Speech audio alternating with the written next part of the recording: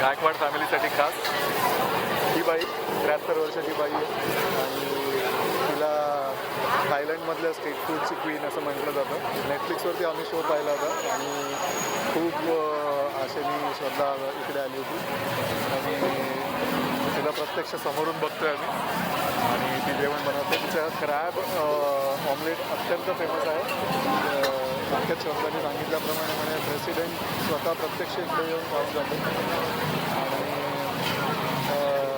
वेटिंगचा किस्सा म्हणजे आम्हाला टॅक्सी ड्रायव्हरने ऑलरेडी सांगितलं होतं की प्रचंड वेट असतं, वेटिंग आहे आणि क्रॅब ऑमलेटची किंमत 1200 थाय बात, याचा अर्थ 3000 रुपये आहे डिशची, एका माणसासाठी पुरते. आणि बाकी सगळ्या डिशेस पण अशाच आहेत. साधारणपणे 2000 रुपयांपासून प्रत्येक डिश सुरू होते.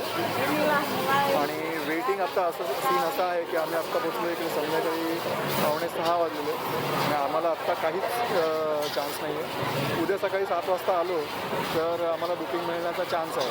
प्रत्यक्ष यावं लागेल, फोनवरून बुकिंग होत नाही. मी बऱ्याच वेळेस ट्राय केलं तर शक्य नाही. टेबल वेटिंग दिसत असतील पण तसं नाही आहे, रिकामे दिसत असतील पण तसं नाही आहे. वेटिंगमध्ये लोक तुम्ही बसलेले इकडे बघू शकता, ते पुष्कळ लोक बसलेले आहेत वेटिंगमध्ये.